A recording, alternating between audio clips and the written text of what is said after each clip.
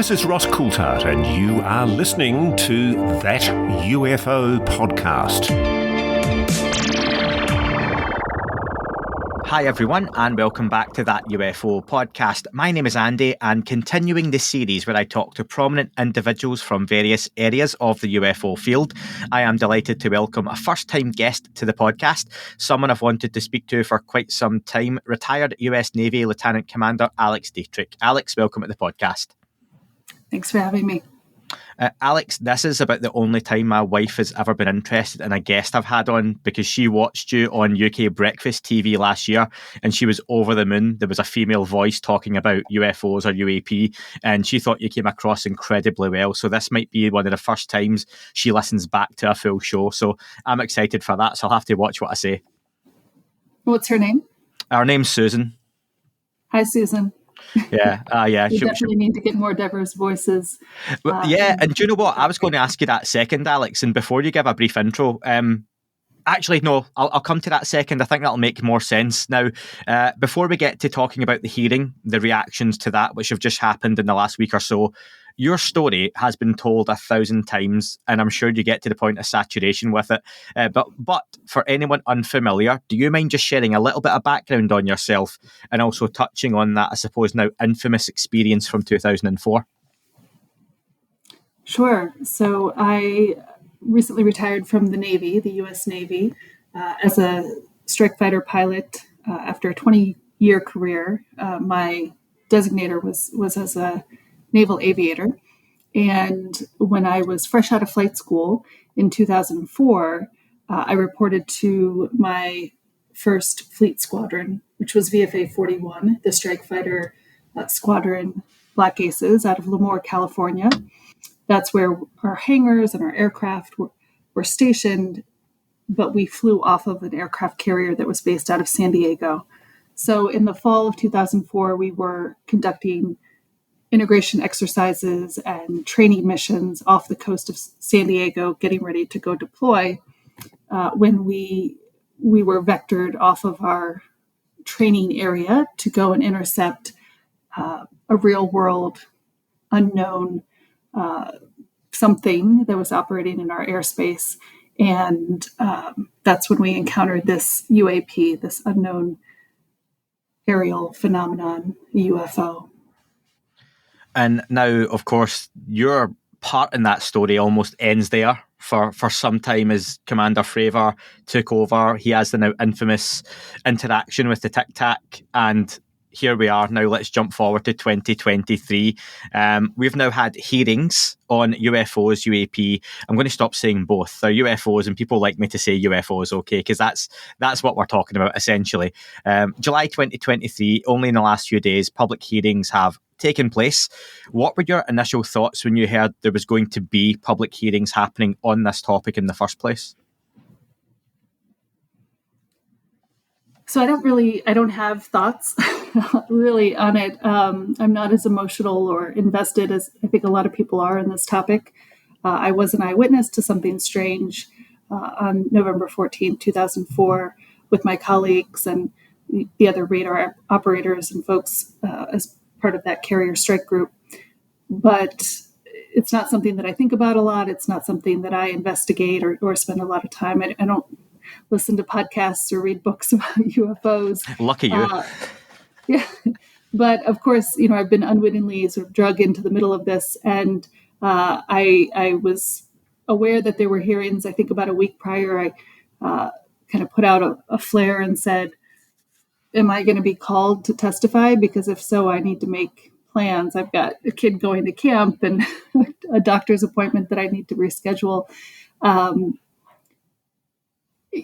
So, when I get these requests to do interviews and when I get asked to speak about it, I try to say yes when I am available, when I have some bandwidth, because I think it's important to not necessarily highlight what it was that we saw or try to figure out what it was that we saw, but to highlight that there was an inadequate process to report and investigate in the moment, that the fact that there was something that we couldn't identify operating within this military exercise, operating so close to San Diego, a dense population center, so soon after 9/11. So, if anything, my hope is that the hearings and the attention, whether through specific sort of niche podcasts like yours or the mainstream media, will draw attention to the fact that we need to have resources, funding, staffing, and capabilities in place so that if and when future pilots or future operators speak up and say, hey, there's something weird here, we have a way to zoom in and to investigate, to collect that information, get good hard data, and analyze it in a way that turns it from UAP or UFO, from unidentified into known. And whether that's an adversary or whether that's some other explanation, really that's the key here, is getting to the root cause of whatever we're seeing. That lack of process is something that's been highlighted many times, and lack of, straight reporting procedures. Laymen's like myself who have no idea about the military, but I can understand on a base level how difficult it must be just to get something like that, one, taken seriously, but then reported up a chain of command, if that's the right kind of terminology. People like yourself and David Fravor have made huge inroads to changing those stigmas and processes, and others, no doubt, whose names aren't even in the public domain yet. I remember on the 60-minute piece, Alex, when you spoke, and I was just rewatching it back before, you said, and you were very much right too, that you had to be careful to not sensationalize the incident. And you joked with David Fravor, we're not talking about little green men here and flying saucers, but like you've quite rightly said, you were talking about a genuine unknown, something that you couldn't identify, and obviously then was sort of investigated. It seems that we're now at a point in 2023, just a few years after your 60-minute piece, where more sensational language is becoming the norm. You've got David Grush, David Fravor, Ryan Graves, all sitting in front of congressmen and women, very happy to point out that incidents like these and others are quite likely to have an exotic origin. And we're hearing language like extraterrestrial, non-human intelligence and such. And that's not to say that's what it is or what you saw. How do you feel, with a maybe limited interest in the UFO topic, like you say, not letting it dominate your life, how do you feel the tone of the conversation seems to be changing from your 60 minutes appearance to now, where we're hearing this more kind of incredible language being used? So I didn't hear Ryan Graves or David Fravor using that language. I heard David Grush using the non-human intelligence and exotic materials language. So I think it was interesting that they had all three individuals up there, but two of them were talking about the aviation, specifically naval aviation encounters that are concerning. Again, it could be an issue of national security. It could just be an issue of flight safety.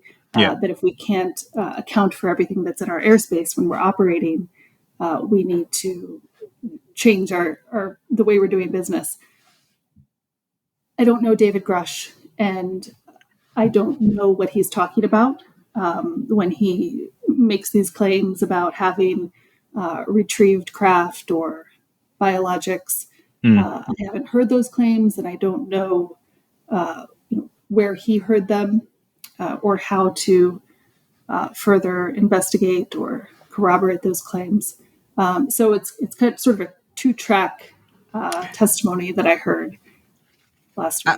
I appreciate that, and I think for a lot of people that sort of came across David Grush stood out. For some people in the right way, for some folks in the wrong way. I got a lot of interesting feedback. I asked Tim McMillan from the debrief last week if he felt David Grush's testimony in a way was too much. And some folks didn't like that question, thinking, no, we should be talking about all the bells and whistles. But I thought in a big public setting like this, was it a step too far to maybe use a lot of that language? And that's all just down to personal opinion. Using those kind of phrases really made him stand out from the other two witnesses. And like you say, it was almost like two separate events happening at the same time and maybe two different conversations. And I wonder if someone like yourself, if you were asked to speak, would you be happy to do that in front of Congress? Oh, sure. And David Fravor and I have spoken together on the Hill in a closed session with congressmen, senators. And do you think, personally speaking, what do you think? Let me rephrase that. What do you think you could contribute if you were asked to speak? Do you think, again, it's that credibility factor that you have this rather incredibly well-decorated background that you've had in your career, and that you're bringing, again, those issues? Would it be flight safety? Is that what you feel you'd be bringing to the table? No, I'm certainly not asking to go. No, not at all. No, if called on it, certainly. And again, David Fravor and I did go back in 2018. We visited the Hill twice, but 2018 is when they had the recorders there writing things down, and had the little microphones. It felt much more official. Yeah. The other one was a meeting with staffers to talk about the issues. But when he and I talk, and the reason we did 60 Minutes together, in addition to we've gone to the Pentagon together, we've gone to the Hill together, is that we were in two separate aircraft. Mm-hmm. So he was the lead pilot and I was the wingman pilot, and we each had a weapons systems officer in our back seat. But we're able to tell the same event from the different perspectives, from the different cockpits. And just as any important event that you have eyewitnesses, you want to have as many angles as possible, as many voices, remembering and recounting the details that they have. And then also to give that different perspective, he was the commanding officer of the squadron. You talk about a chain of command, and you talk about reporting it up so that leadership will know. He was my leadership. He was my skipper. He was my boss. And so, the aftermath, or, maybe his confidence or his reputation or his experience was different than mine as a brand new pilot, a junior officer in the squadron, as a woman, being able to tell the same story through those different lenses, I think is important for folks to hear, because again, I don't know that we'll ever figure out what it was that we saw on November 14th, 2004. But what we can do is improve the process so that when somebody sees something tomorrow, they know who to call, they know how to gather the data, they have a standard template for a debrief where they can put down everything that they remember. I get asked all these really great technical questions now, almost 2 decades after the fact. And one of my favorite is, did you see a shadow? I don't know. I wasn't looking for a shadow, but I can guarantee if I see something weird tomorrow, I'm going to look for a shadow. They ask, did you hear any static on the radio? I don't know. We were all shouting and yelling at each other. Yeah. If I see something tomorrow, I'm going to have a moment of silence and see if there's any weird noises, crackling or static or ringing in my ears. So my point being that what we can do is we can prepare, we can pre-brief pilots, air crew, even train conductors. I rode a train recently from Colorado to California, and unsolicited, I don't think the conductor knew who I was. I was sitting there in the observation car, and he volunteered. He brought up the fact that he had seen a UFO while driving this train. This strange thing had sort of zoomed up next to the train and flew alongside it and then zipped off. And, I sort of sunk down in my seat, put my book over my face, and I thought, well, yeah, why aren't we talking to train operators? Why are we talking to long haul truckers? Because they, hopefully are sober and have their eyes out on the horizon, not buried in their phone or working in a cubicle at a laptop or something. So how do we prepare those folks who might be, high risk for an encounter to be good eyewitnesses, to make the most, to optimize that experience. And then what do they do with it? Where do they put it once they've collected all the data? How do we ingest it and analyze it and make sense of it? And maybe even predict when we might encounter something in the future. That's a really good point, and I'm sure there are a couple of train drivers out there who have just said, yes, thank you for acknowledging us in all of this, because we talk about the pilots, of course, and you mentioned long-distance truck drivers. I've had a few call into listener call-ins or get in touch with me and email to say when they're doing 10, 12, 14-hour drives out in the middle of kind of deserts and long haul across various different countries around the world, they see all kinds of incredible things because, like you say, there's nowhere to really look except a long, big, dark road in front of them and the night sky, and they've seen some pretty cool things. And again, people like yourself have made a big difference to how those processes may be changing. Do you still have many friends and colleagues within the military who maybe still talk to you about the UFO stuff, given you can't help the fact that you were on TV and you've done various interviews? You still must have regular contact with folks who want to speak to you about UFOs that are maybe still in the Navy or other aspects of the military. You mean people who have an encounter who want to report it but don't know where to go? Either they've had an encounter or just they're there just now and they want to talk to you about, if I did see something, and they want your opinion. I mean, it comes up because, I say, I have to go do an interview. Right. Okay. I know. I was on 60 Minutes talking about UFOs. Isn't that bizarre? But,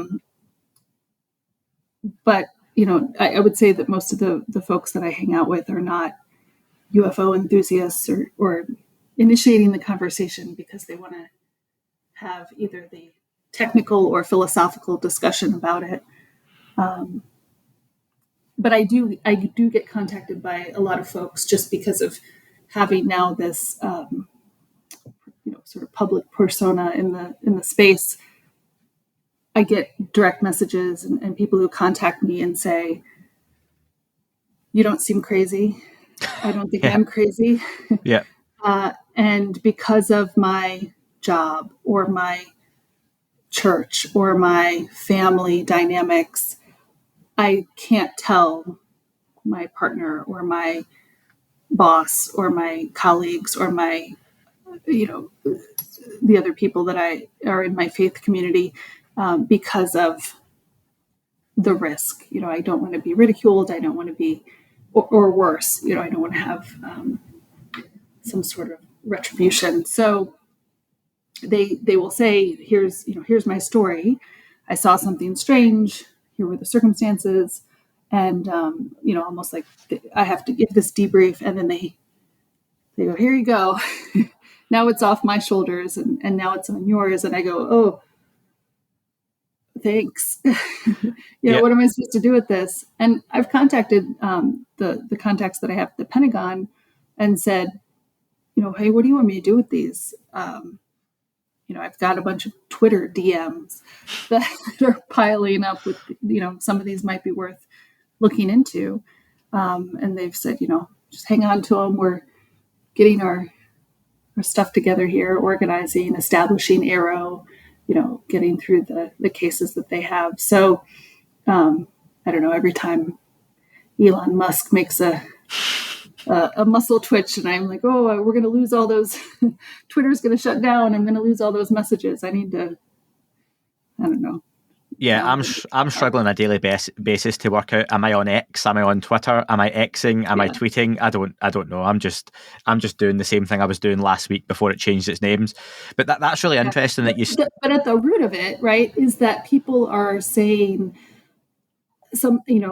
we're encouraged to, if you see something, say something. If you see a suspicious package in the subway in New York City, right, you say, oh, let me alert someone, and they'll get the bomb squad to come and they'll investigate it and check it out. Could be a kid just left his backpack, or it could be an actual, nefarious package. But the point is, we have a process and we have a QRF, or quick response force, a team of folks that are competent and trusted to go and and take care of it. When we're talking about an unidentified flying object, who do you call? Do you call 911? The local sheriff or the police? Do you call the military? How do you get in touch with the military? Yeah. Who has the jurisdiction? Right now it's really not clear, and you can see that there's this need, this void, to have a clear, consistent, methodical way, again, to collect all of that information and to process it and make sense of it and then make it accessible. I hear a lot about transparency or disclosure.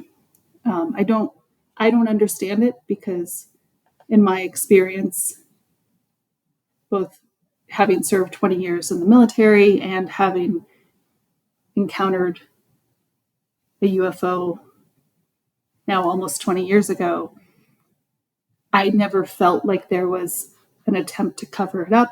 I was never asked to be quiet about it. It was never a classified encounter or incident. So, we were never told, don't talk about this. We said, well, what's there to talk about? We don't know. We don't know what it was. So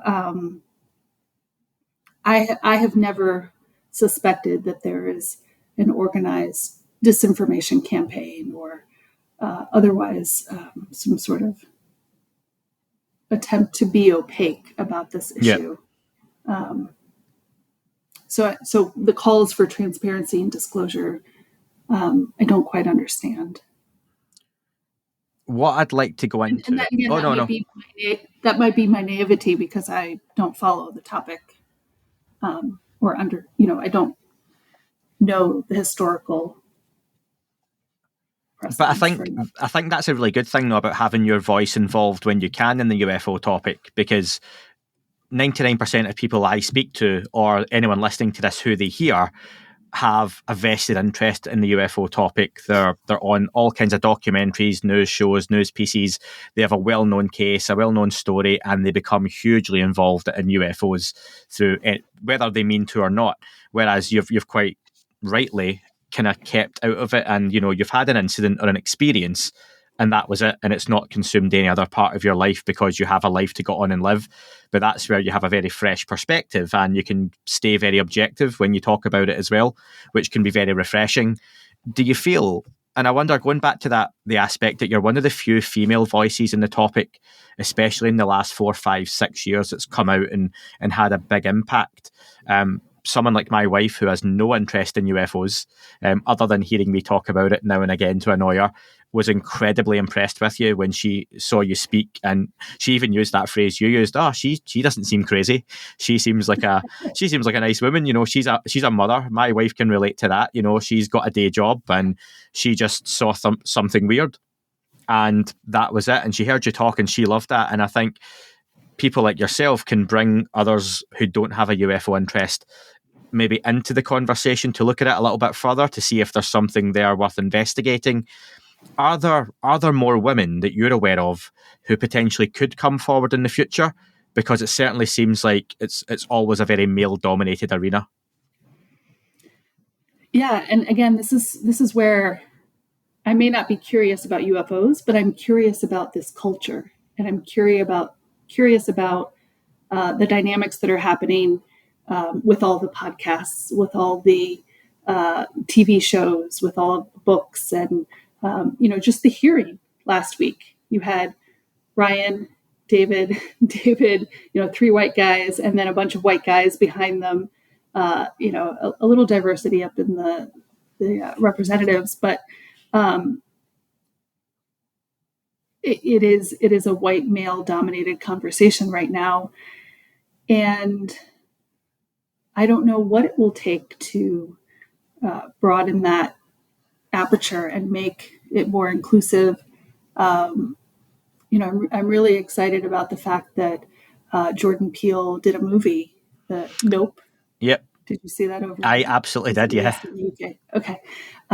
Because here we have a different lens, again, looking at the topic and Black people see UFOs too.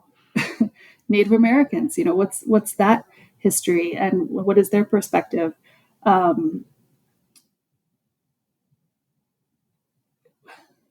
So I don't know if I'm answering your question, but I think that we are overdue to invite and amplify those voices, because right now I think, no offense to you, but I think the white men are just sucking the air out of the room.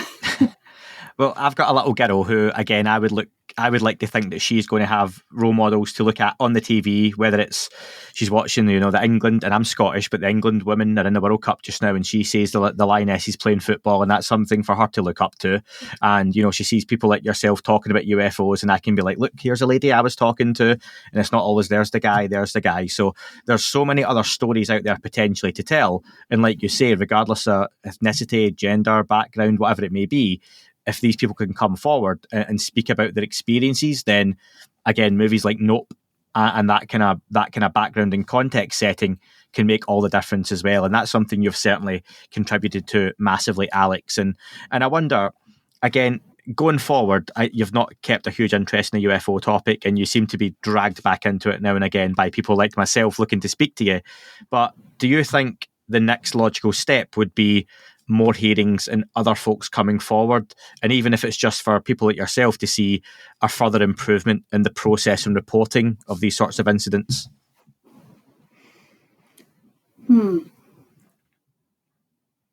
So I don't know what we would achieve with more hearings.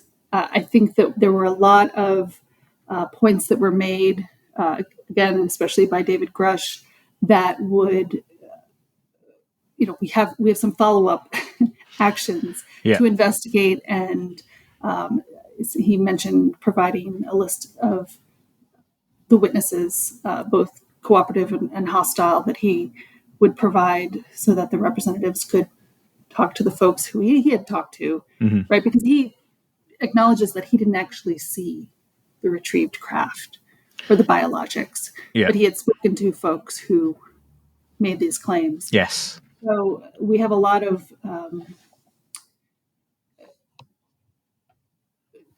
I think there's a lot there that we need to follow up on before jumping into further hearings. And to the sort of parallel issue that Ryan Graves and David Fravor were bringing up, rather than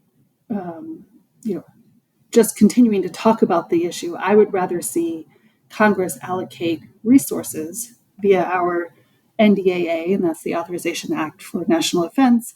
That's what funds our military for programs like Arrow and subsequent related programs to provide material. So that's hardware, equipment, anything from the cameras and the night vision goggles and the FLIR, kind of everything you'd want to spot and capture a UFO, to satellites and networks and ways to, once you've given that tip and cue or raised that flag that, hey, there's something here, getting everybody else's sensors into that point in time and space to get as much information as possible.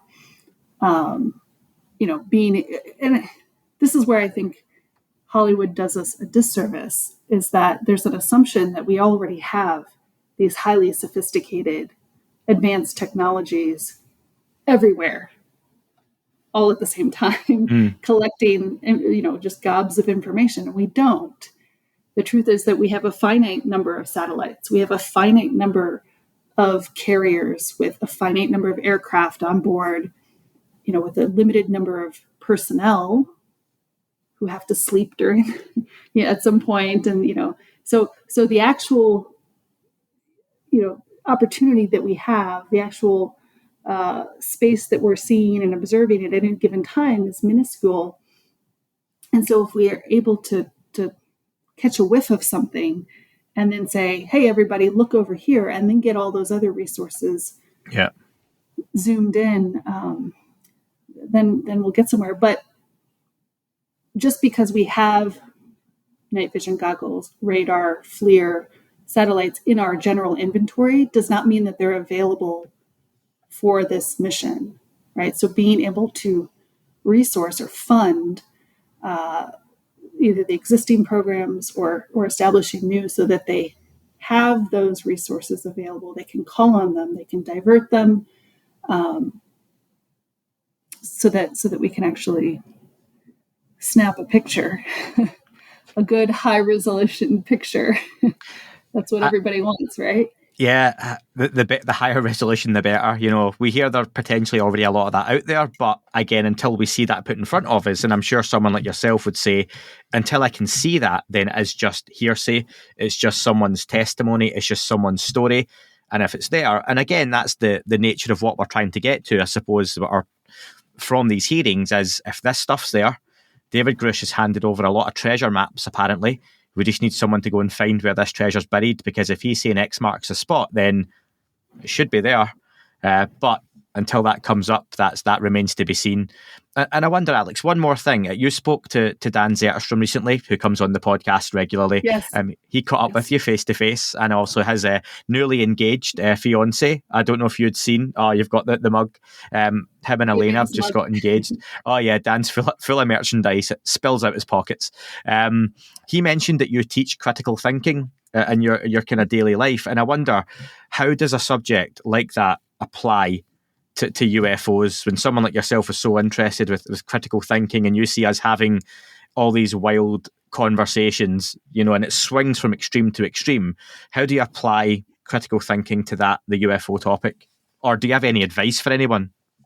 Yes. Well, I love criticalthinking.org as a resource. It's a nonprofit, and they have resources on their website, and they also have some books and posters and things, everything from from little kids to graduate students. Everybody can benefit from it. But every semester when I start a class, and I've been doing this for years before 60 Minutes or anything became really, I'll say really popular here, I put up the critical thinking wheel, the elements of thought on the chalkboard, and I ask the students, I give them an option. I say, we're going to do an activity, a critical thinking activity, and you can choose the topic. Do you want to talk about the opioid epidemic, which is terrible here in the US now? Do you want to talk about gun control? Again, a serious topic. Do you want to talk about global warming? Or do you want to talk about UFOs? And 99.9% of my students say, oh, UFOs. I want to talk about UFOs because, they're taking all these other serious courses, and they're all kind of burnt out. And so here's an opportunity to kind of talk about something fun. But then when we start diving into it, and I say, okay, what is the question at issue? Like, what are we actually talking about? And they get distracted and they go down rabbit holes. And I said, no. Like, what are we talking about? The question is there something that we can't identify in the sky that people are seeing? And then separate question, but also, and I would argue maybe even more important, is so what? Why do we care? What's the purpose of having a podcast dedicated to UFOs? What's the purpose of having a congressional hearing on UAPs? What's the purpose?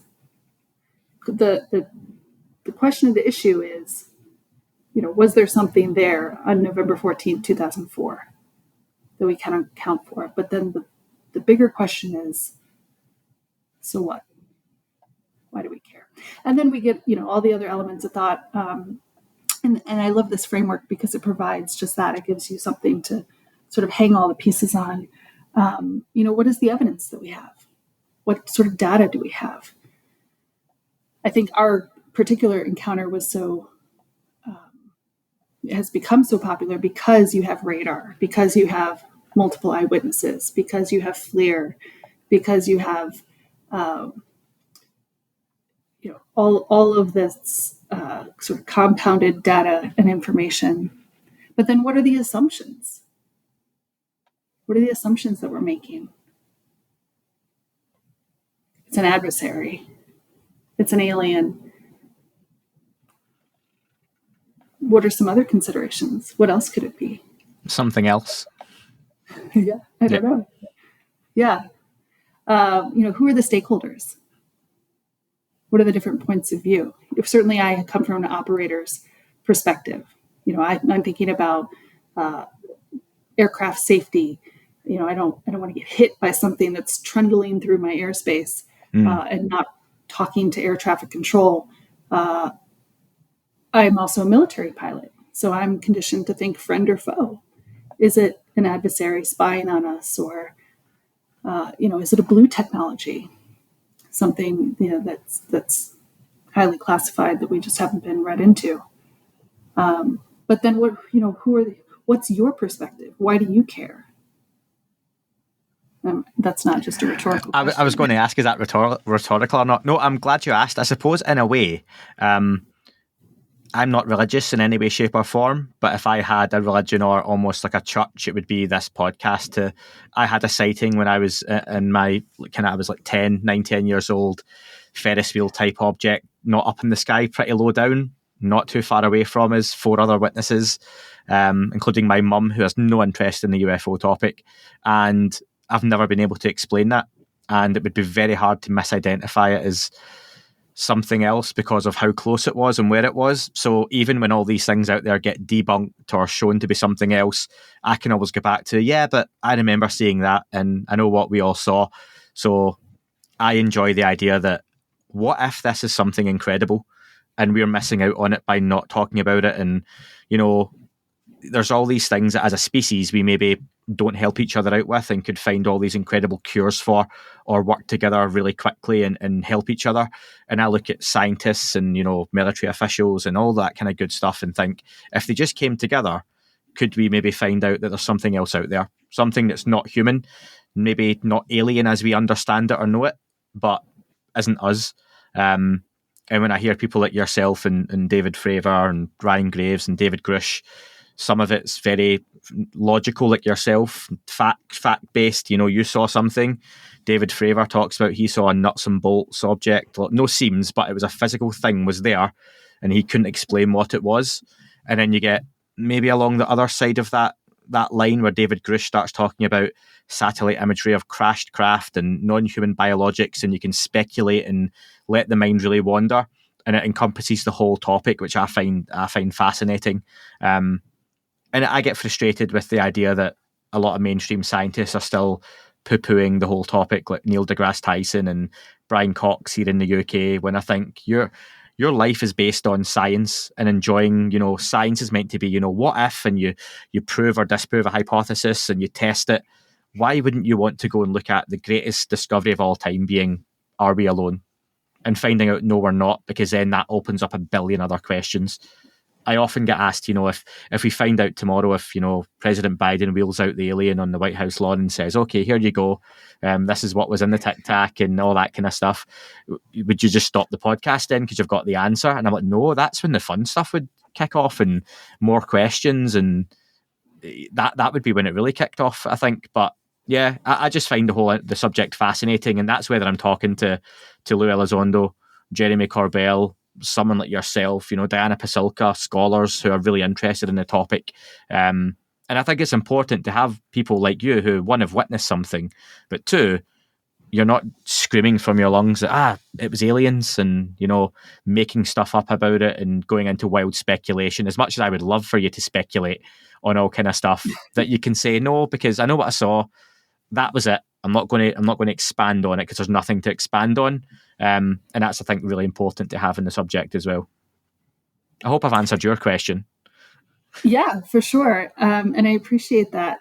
And I do get asked in so many of these interviews, what do you think it was? I got asked at the Hill, the senators and congressmen saying, in your opinion, what do you think it was? And I cannot, even all these years later, I cannot make it, because when I try to think about it, my mind's just blank.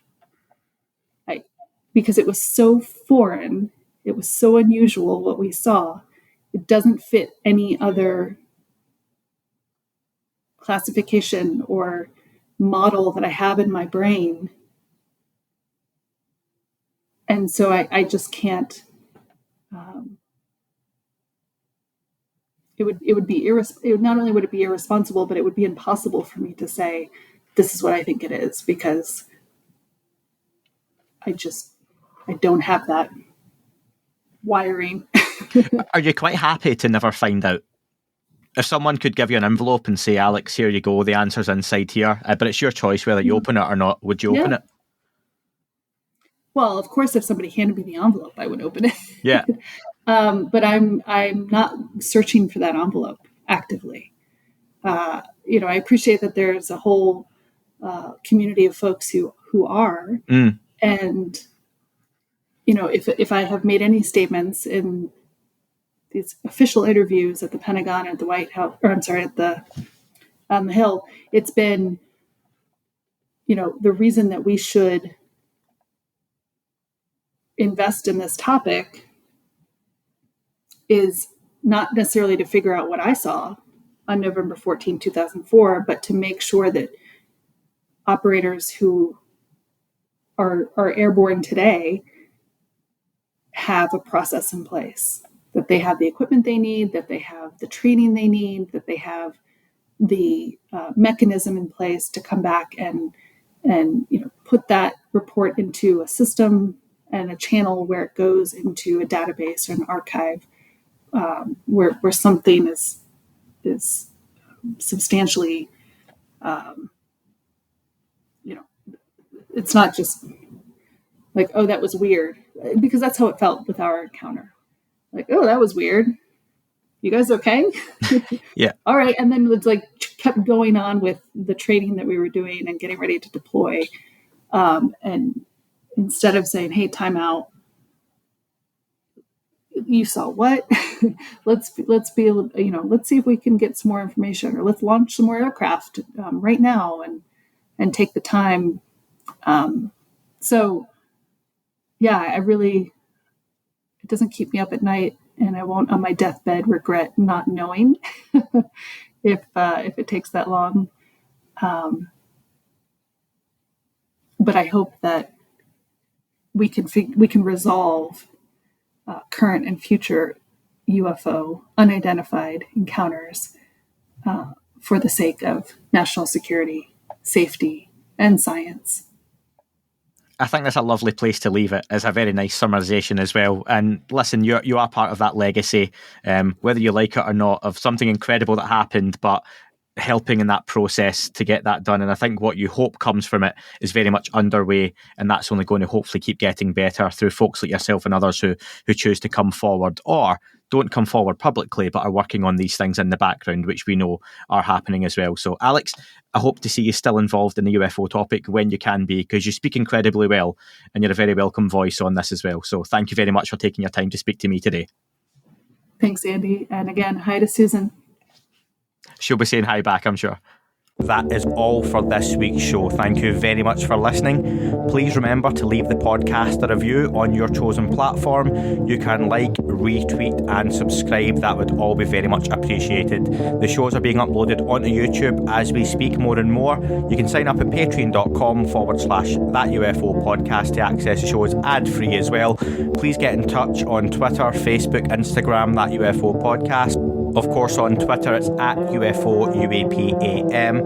And again, folks, as always, keep looking up. You never know what you might see.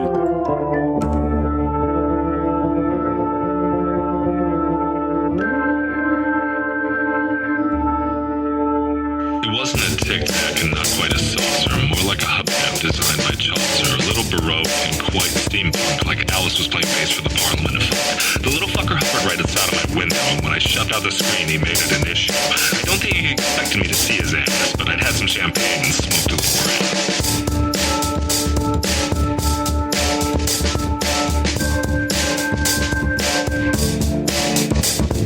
Meditative gamma state full on meta. Can't imagine how it could have been any better. I got to the top of the stairs and there he was. Like, you awake? I was about to abduct you, cuz.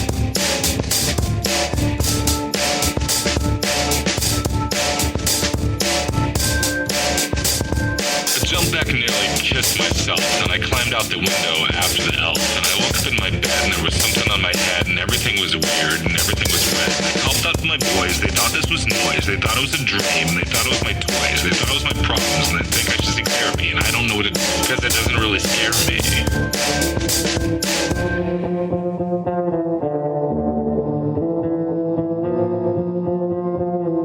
If you really want to know who I think I be, I think it's you and me and us and we and him and her and that and she and that thing over there and what's that, Jay?